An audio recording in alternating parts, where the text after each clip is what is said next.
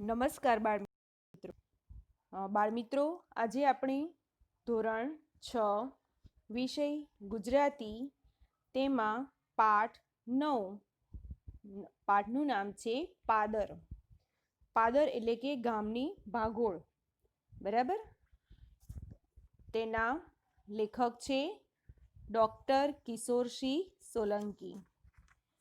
તેમનો જન્મ 1/4/1949 રોજ થયો હતો. હવે જોઈએ લેખકનો પરિચય. આ પાઠનો સાહિત્ય પ્રકાર છે નિબંધ. કિશોરસિંહ સોલંકીનો જન્મ બનાસકાંઠા જિલ્લાના મગરવાડા ગામમાં થયો હતો. ગુજરાતી સાહિત્યમાં તેમણે કવિતા, નવલકથા, નિબંધ તેમજ ટૂંકી વાર્તા જેવા વિવિધ સાહિત્ય સ્વરૂપો તેમણે ખેડ્યા છે. એટલે કે આ બધા જ સાહિત્યો તેમણે લખેલા છે. વીરવાડા તથા અરવલ્લી તેમની નોંધપાત્ર નવલકથાઓ છે અને હાઈન્કા જેવું પ્રયોગશીલ કાવ્ય સ્વરૂપ તેમણે ખેડ્યું છે. પાદર નિબંધ આપણી વિસરાતી જતી ગ્રામ ચેતનાને ઉજાગર કરે છે. પાદર વિશેના પોતાના સંસ્મરણોને લેખક કાવ્યમય બાનીમાં રજૂ કર્યા છે. એટલે કે લેખકે જે પોતાના ગામની અંદર જે પોતાનું બાળપણ જે પસાર કર્યું છે, જ્યાં ગામના પાદરે જે ગામની ભાગોળ છે, ગામનું ગોદરું છે, તો ત્યાં એ કેટલું એમનું બાળપણ સુંદર રીતે તેમને પસાર કર્યું હતું, એ દરેક પ્રસંગની વાત આ પાઠની અંદર કરવામાં આવી છે. તો જોઈએ હવે પાઠનો આપણે પહેલો પેરેગ્રાફ.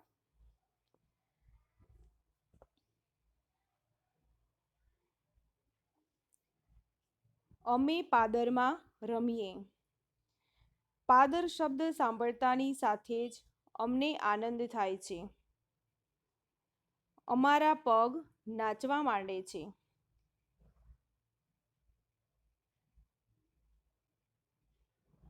જાણે પાદરની રેત અમને બોલાવતી હોય એવું લાગે છે. લેખક જ્યારે પાદર શબ્દનું નામ સાંભળતા જ લેખક અહીંયા કહે છે કે મારા ગામનું જે પાદર છે, ગામની ભાગોળ છે, એની વાતો હું યાદ કરું અને તરત જ મારા શરીરમાં એક આનંદ વ્યાપી જાય છે. મારા પગ એકદમ થનગનવા માંડે છે અને જાણે કે હું પાદરની રેત, મારા ગામનું જે સુંદર પાદર છે એ મને ત્યાં પોકારી રહ્યું છે તેવું મને લાગી રહ્યું છે.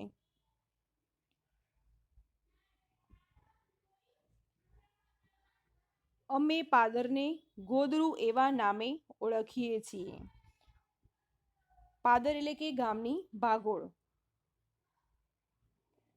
અમારે માટે ગોદરું એ ચોકલેટ જેવો, જેમ નાના બાળકને કેવી ચોકલેટ બહુ જ ભાવે, તેવી જ રીતે અહીંયા લેખક છે તેમના જે ગામનું પાદર છે એમના માટે એક ચોકલેટ સમાન છે કે ગામના પાદરની જ્યારે પણ વાત કરે ત્યારે એમનું મન તરત જ ત્યાં દોડી જાય છે. એને મમડાવવાની મજા આવે છે. મમડાવવાની એટલે કે એ મારા જે ગામના પાદરોના જે સંસ્મરણો છે, એ વાતો છે, એને યાદ કરવાની એમને ખૂબ જ મજા આવે છે.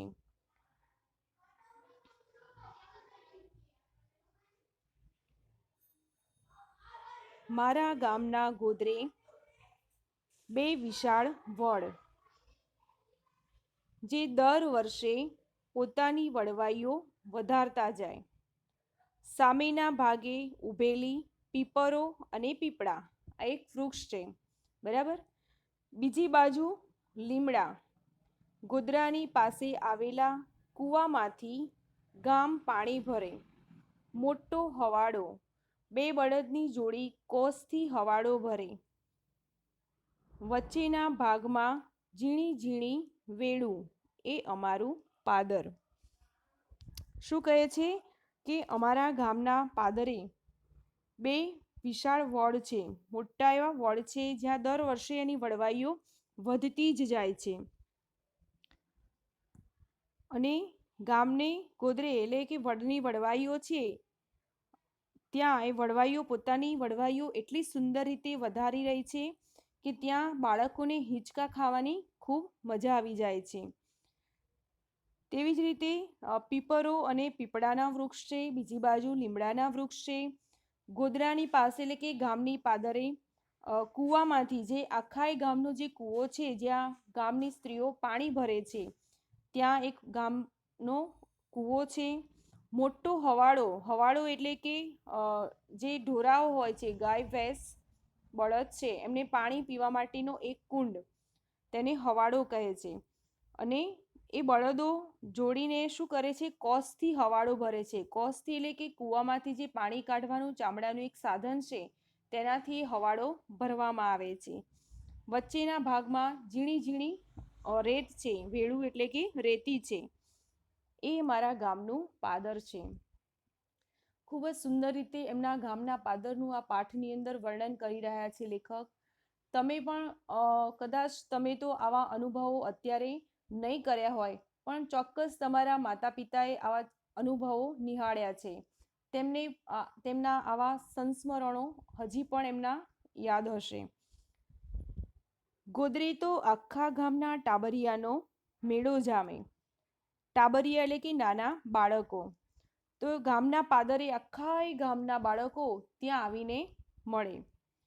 કોઈનું છોકરું ઘર, વાસ કે શેરીમાં ન મળે તો ગોદરે એની શોધ થાય. શું કે કોઈનું છોકરું જો કદાચ એના ઘરમાં ના હોય, મહોલ્લામાં ના હોય અને શેરીમાં પણ ના હોય, તો સીધું એના માતા પિતાને શોધવા ક્યાં જાય? તો ગામના પાદરે. છોકરું ક્યાંક વડની વડવાઈઓ કે ઝાડની બખોલમાં લપાયેલું હોય, તે મળી જાય. લપાયેલું એટલે કે છુપાઈ ગયું હોય. છોકરાને શોધવામાં જો એની માને તકલીફ પડે તો એનું આવી જ બને. મારા પીટ્યા લડધા, શું કહે છે કે મારા પીટ્યા લડધા, તારો કૂટુ ઓસલો, તારો અડધા દાડાથી તન આખા ગામમાં હોધું શું? એવું બોલતા બે ચાર લાફા મારી જ દે. બીજા છોકરા ઝાડના ઓઠે લપાઈને જોઈ રહે. અંદરો અંદર કહે, ચેવો માર્યો નહીં? તો બીજા કહે, તન તારી માં નથ મારતી? પૂછનાર ચૂપ થઈ જાય. શું કહે છે લેખક અહીંયા? કે આખા ગામના જે નાના બાળકો છે એ બધા જ ત્યાં ગામના પાદરે આવીને ભેગા થઈ જાય છે. જો કોઈ છોકરું ઘરે કે મહોલ્લામાં કે શેરીમાં ન મળે તો તેની માતા તરત જ ગામને પાદરે શોધવા આવી જાય છે. ત્યારે એ બાળક એકદમ વડની વડવાઈઓમાં આમ છુપાઈને બેસી જાય છે. અને જો એની મમ્મીને શોધવાની તકલીફ પડે છે તો એની ચોક્કસ એની માં ખૂબ જ ગુસ્સે ભરાઈ હોય, એટલે એની માં એક પ્રેમભરી ગાળ બોલે છે કે મારા પીટ્યા લડધા, એટલે કે રખડું છોકરો. રખડું છોકરો એમ કહીને એની મા એને બૂમ પાડતી હોય છે. તારો કૂટુ ઓસલો, એવી એક ગાળ છે આ, એટલે કે લાડમાં દીધેલી આ ગાળ છે. તારો અડધા દાડાથી, એટલે કે અડધા દિવસથી તને આખા ગામમાં શોધું છું. એવું બોલતા બે ચાર લાફા એની માં એને મારી જ દે છે. અને ત્યારે બીજા છોકરાઓ છે એ ઝાડની બખોલમાં છુપાઈને બેઠા હોય છે અને અંદરો અંદર વાત કરતા હોય છે કે કેવો માર્યો એને, ચેવો માર્યો એટલે કે કેવો માર પડ્યો છે એને. તો બીજા કહે છે, તને તારી માં નથી મારતી? એટલે કે તને તારી માતા નથી મારતી? પછી પૂછનાર એમ કહીને ચૂપ થઈ જાય છે. અમારી પહેલી નિશાળ તે આ ગોધરું. નિશાળમાં તો 11 વાગે જવાનું હોય. શું કહે છે? અમારી સૌથી પહેલી જો નિશાળનો સમય હોય તો અમારા ગામનું પાદર. સૌથી પહેલાં અમે ગામના પાદરે જ જતા. નિશાળમાં તો 11 વાગે જવાનું હોય એટલે સવારે ઉઠીને સૌ પહેલાં તો ગામના પાદરે પહોંચી જવાનું.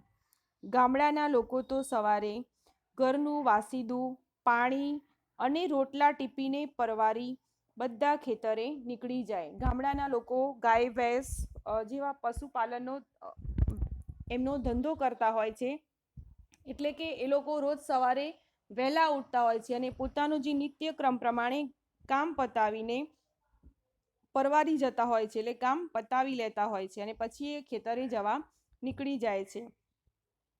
અમે ભણેશ્રીઓ નેવાનો છાંયડો નજીક આવે ત્યાં સુધી તો ફાટેલી થેલીઓમાંથી ફાટેલી ચોપડીઓ, નોટોના પાના આગા પાછા કરી, તૂટેલી સ્લેટના કકડા મિલાવતા કંઈક લખીએ ન લખીએ અને ગોદરે જવા નીકળી પડીએ.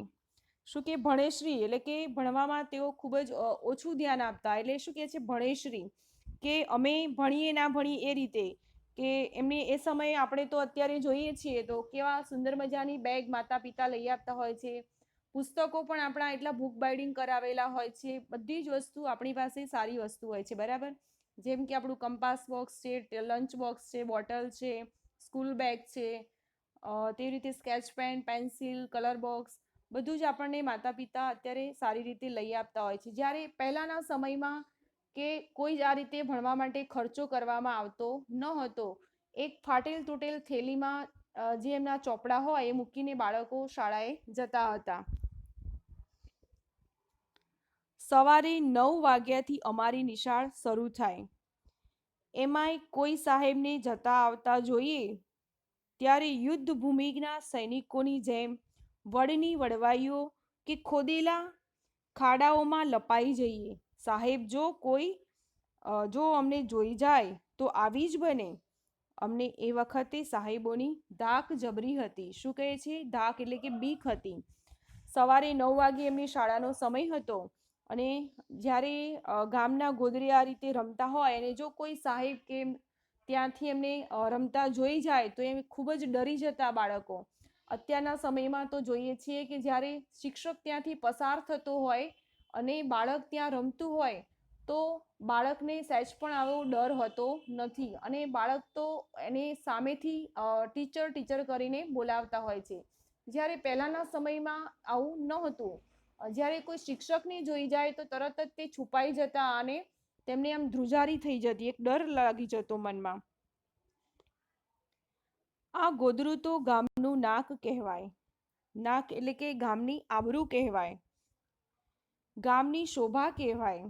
ગામ કેવું છે એ એના ગોદરા પરથી જ પરખાઈ જાય. એટલે કે ગામનું જો વર્ણન કરવું હોય તો એના ગામના પાદર ઉપરથી જ એક આખા ગામનું વર્ણન કરી શકાય છે. ગોદરામાં તો આખા ગામના માણસો એટલે કે ગોદરામાં એટલે કે ગામના પાદરે આખા ગામના માણસો ત્યાં આવીને બેસે.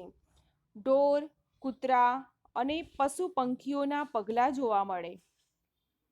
સારા માઠા પ્રસંગે ગોદરે આખું ગામ ભેગું થાય. કૂવેથી પાણી ભરીને માથે બેડા મૂકીને પાણીયારીઓ ઊભી વાતો કરતા થાકે નહીં. યુવાનો જતા આવતા મૂછો મરડતા જાય. મૂછો મરડતા જાઓ એટલે કે અભિમાનથી આમ પોતાની મૂછ મરડતા હોય છે. શું કહે છે? આખા ગામનું ગોદરું છે એમનું આબરૂ છે, શોભા છે ગામની. અને ગામનું જે પરખાઈ જવું એટલે કે આખા ગામનું જો વર્ણન કરવું હોય તો ગામના ગોદરા ઉપરથી જ તેનું વર્ણન કરી શકાય છે. આ ગામના ગોદરે તો માણસો, ઢોર, પંખી બધાને પગલાં ત્યાં જોવા, બધા જ ત્યાં ભેગા મળતા હોય છે. જ્યારે જેમ કે મેળો ના જામે હોય તેવું લાગતું હોય છે. સારા માઠા એટલે કે સુખદ અને દુઃખદ પ્રસંગે પણ આખું ગામ ત્યાં જ ભેગું થાય છે. અને એ જ સમયે ત્યાં કૂવેથી પાણી ભરીને માથે બેડા મૂકીને પાણીયારીઓ એટલે કે ગામની સ્ત્રીઓ ત્યાં ઊભા વાતો કરતા થાકતી પણ નથી એમ. અને યુવાનો જતા આવતા પોતાની મૂછ એટલે કે અભિમાનથી આમ મૂછને આમળો દે છે. ગામનો મેળો પણ ગોદરે ભરાય. બહાર ગામ કે ક્યાંય પણ જવાનું હોય વાયા ગોદરેથી, વાયા એટલે કે વચ્ચે, બહાર ગામ કે ક્યાંય પણ જવું હોય તો વચ્ચે આ ગામનું ગોદરું છે ત્યાંથી જ એમને જવું પડે.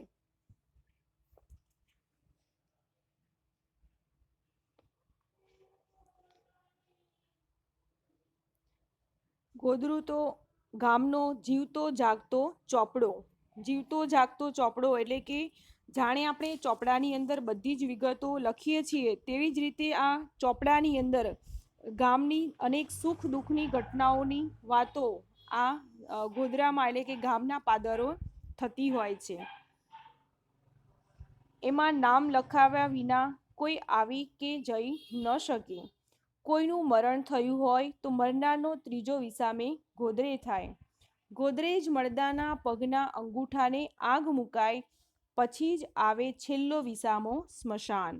શું કહે છે કે આ ત્રીજો વિસામો, કોઈનું મરણ થયું હોય તો આપણે 3 વિસામા આપીએ છીએ એને, બરાબર. તો પહેલો વિસામો આપણો ઘરમાં હોય છે, બીજો વિસામો ઘરના બહાર એટલે કે ઘર આંગણે હોય છે, અને ત્રીજો વિસામો છે એ ગામને પાદરે થતો હોય છે, અને પછી જે ચોથો વિસામો હોય છે સ્મશાનમાં થતો હોય છે. તો અહીંયા પણ કહે છે કે ત્રીજો વિસામો ક્યાં આપે છે, તો ગામના ગોદરે. અને મળદાના પગને અંગૂઠાને ત્યાં આગ મુકાય છે. આ આગ મુકાવવું એટલે કે સબના જે અંગૂઠો છે એને ત્યાં આગ અડાડવાની વિધિ કરવામાં આવે છે, અને પછી જ એનો છેલ્લો વિસામો સ્મશાને થાય છે.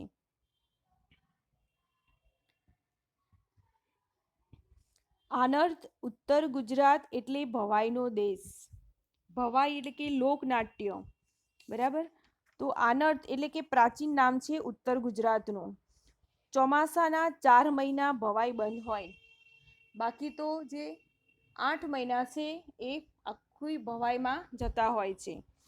અમારું ગામ મગરવાડા એટલે ભોજકોનું કેન્દ્ર ગણાય.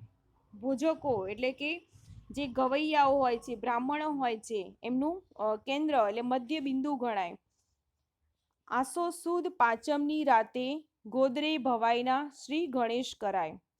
કોઈ શુભ કાર્ય કરવાનું હોય એટલે શ્રી ગણેશ કરવાના, એટલે ગણેશજીનું નામ લઈને શુભ કાર્ય થતું હોય છે.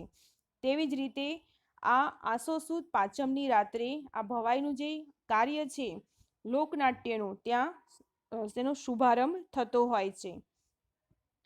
એ સિવાય ભવાઈ બીજે ક્યાંય ભજવી ના શકાય એવો વણ લખ્યો કાયદો, કે અમારા ગામની અંદર જ, અમારા ગામના પાદરે જ ભવાઈ થતી હોય છે, એ સિવાય એમ કે બીજે ક્યાંય પણ ભવાઈ જોવા મળતી નથી, એવો અમારો નિયમ હતો. ગોદરે આવેલી પીપરના થડ પાસે પડદા બંધાય. નરગા વાગે, નરગા વાગે એટલે કે તબલા વાગે. ભૂંગોળ ફૂંકાય, એક વાજિંત્ર છે એ વગાડવામાં આવે છે, અને શરૂ થાય તા તા થઈ થઈ તુહુ તુહુ. અમે ટાબરિયા એકબીજાને ધક્કા મારતા. જ્યારે ગામની અંદર કોઈ પ્રસંગ હોય કે કોઈ લોક ડાયરો હોય, લોકનૃત્ય હોય, કે આ રીતે કોઈ નાટ્ય હોય, ત્યારે ગામના બાળકો બધા જ ઉત્સાહમાં આવી જતા અને આમ ધક્કા મૂકી કરી મૂકતા. ચડ્ડીઓમાં રેત ભરતા અને મારામારી કરતા. આગળ બેસવા માટે મથીએ, સૌ પ્રથમ આગળ બેસવા માટે એમ કે લડાલડી કરતા, મથામણ કરતા. પછી ભવાઈ જોવાનો ટેસડો પડી જાય. ટેસડો એટલે કે મજા આવી જાય. આખું ગામ અને આજુબાજુના ગામોના લોકો પણ ભવાઈ જોવા ઉમટે. આખા ગામના લોકો ત્યાં ભવાઈ જોવા માટે આવી જતા, અને તેવી જ રીતે એમ કે આજુબાજુના ગામના લોકો પણ ત્યાં ભેગા થતા.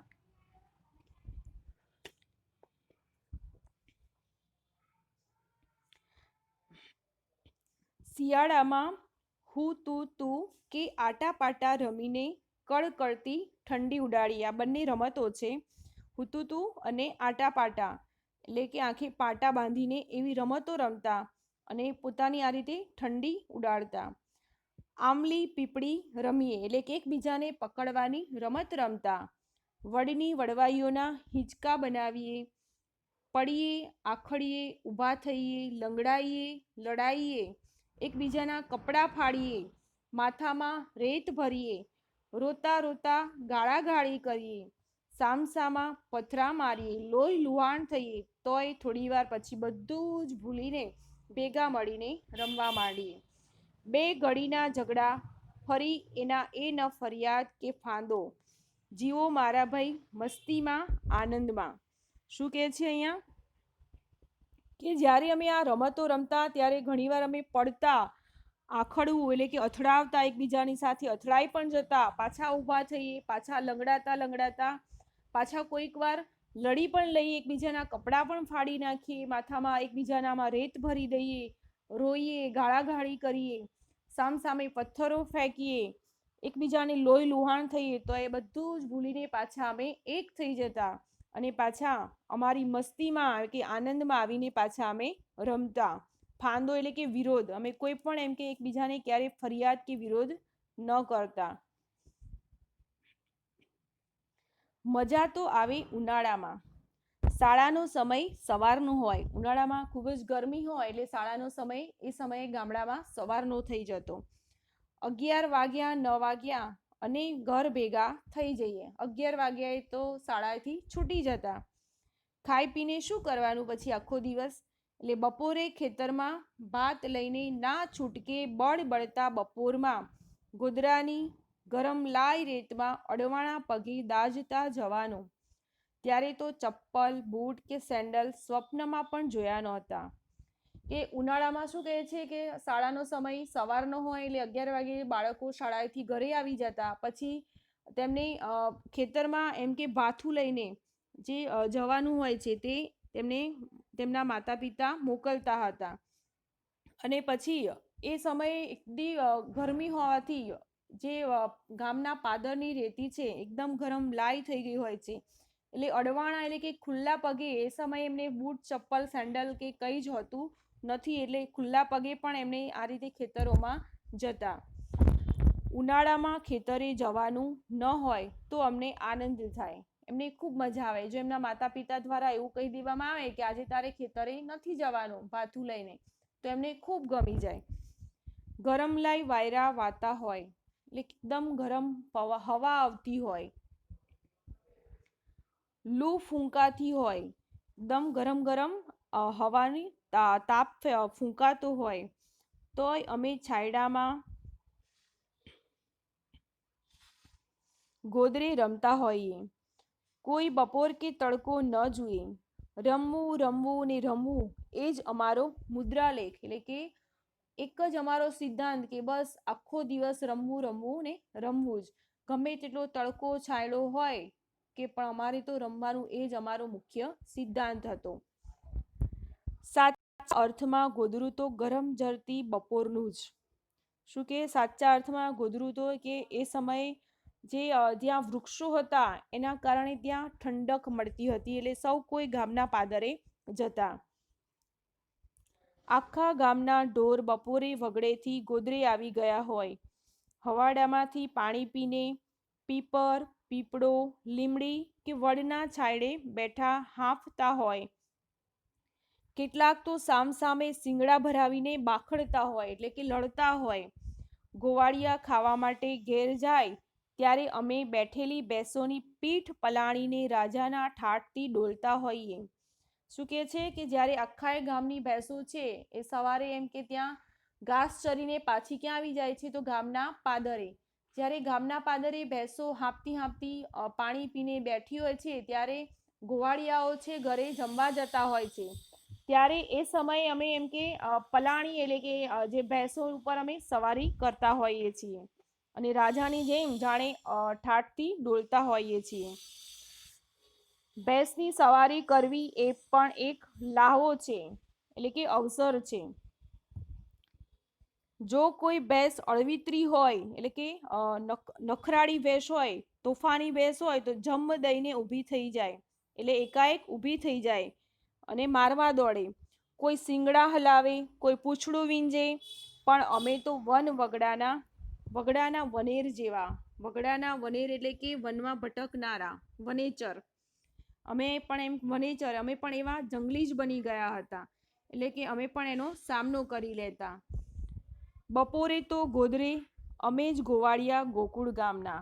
બપોરે એમ કે ત્યાં કોઈ પણ જોવા મળતું નહીં, એટલે અમે જ આખા જાણે આ ગાયો ભેંસોના ગોવાળિયા હોય તેવું એમને લાગતું.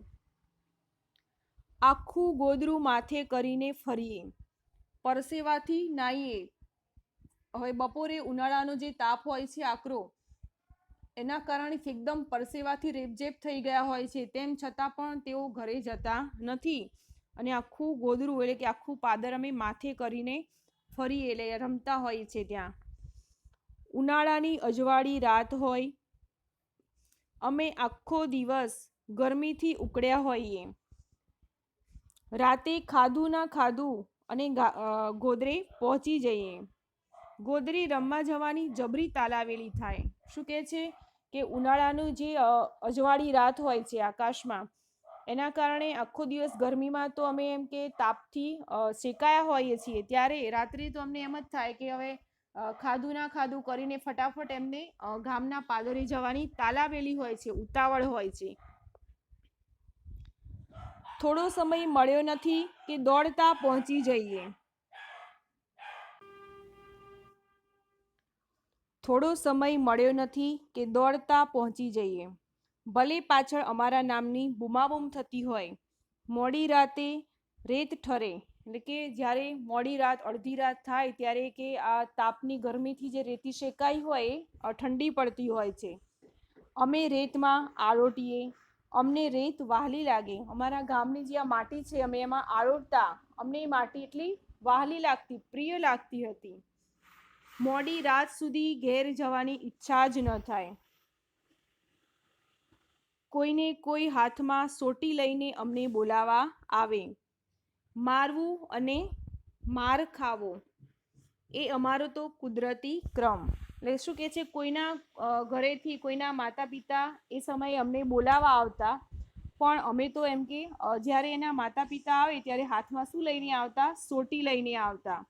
એટલે અહીંયા કે છે જેમ ઢોર માર ખાય એ રીતે અમારી સાથે વ્યવહાર થતો, તેવી સોટીથી અમારી સાથે અમને માર પડતો, ત્યારે અમને માર ખાવો અને એ અમારો એમ કે કુદરતી ક્રમ બની ગયો હતો. ક્યારેક તો ઠંડી રેતીમાં ઘસઘસાટ ઊંઘી ગયા હોઈએ તો અમારું આવી જ બને. ચાંદનીમાં ચળકતી રેતને માણવાનો પણ એક આનંદ હોય છે. એટલે કે જે ચાંદાની રોશની હોય છે એ ચળકતી રોશનીમાં ત્યાં રેતીમાં ખુલ્લા ઉઘાડ્યા ત્યાં રમવાની, ત્યાં ઊંઘવાની જે મજા હોય છે તે ખૂબ જ અલગ જ પ્રસંગ હોય છે અમારા માટે. પહેરણ કાઢી, હાથ પહોળા કરી, ગોદરાને માપતા આરામથી પડ્યા રહીએ. ગોદરું તો અમારે એર કન્ડિશન એટલે કે એકદમ ગામની પાદરની જે રેત થઈ છે એકદમ ઠંડી થઈ ગઈ હોય છે. એર કન્ડિશન એટલે કે વાતાવરણ અનુકૂળ, એમને જે વાતાવરણ છે ત્યાં અનુકૂળ આવી ગયું હોય છે રેતમાં. મારામાં હજી પણ ગોદરાની રેત ભરાયેલી છે. પાનખરમાં તો ખરેલા પાંદડાથી આખું ગોદરું ભરાઈ જાય. પાનખર જ્યારે ઋતુ આવે છે ત્યારે બધા જ પાંદડાઓ ત્યાં ખરી ગયા હોય છે અને આખા ગામના પાદરમાં પાંદડા ભરાઈ ગયા હોય છે. એના ઉપર ચાલવાની પણ એક મજા છે. ક્યારેક કોઈના ઘરમાંથી સળગતો દેવતા લઈ આવી અને આખું ગોદરું સળગાવી. દેવતા એટલે કે અંગારા, જે લાકડા સળગાવી અને પછી જે અંગારા થાય છે એ, બરાબર. તો કોઈના ઘરમાં આવા જો સળગતા અંગારા હોય છે તો ત્યાંથી લઈ આવે છે અને આખા ગોદરું સળગાવી લે છે. બધા જ ત્યાં પાંદડા વેરાયેલા છે એમને સળગાવતા હોય છે. કોઈ વૃદ્ધ જોઈ જાય તો ઠપકો આપે, અલ્યા ચમ હળગાયું. શું કે છે, કોઈ ઘરડું માણસ જો ત્યાં તેમને આ રીતે સળગાવતા જોઈ જાય તો ત્યાં તરત જ પ્રશ્ન કરે છે કે અલ્યા કેમ સળગાવ્યું? એમાં તો કીડી મંકોડાની જીવાત હોય તે બળી જાય, તમોને પાપ લાગશે. અમોને પાપ ના લાગે એ માટે ફટોફટ આગ ઓલવી નાખતા. જીવતા જીવને અમારાથી કેવી રીતે બળાય? એવા તો અમે જીવ દયાવાળા. પાછા એટલા જ એમ કે બીજા જીવો પર પણ એટલો જ એમને પ્રેમભાવ હતો, દયાભાવ હતો.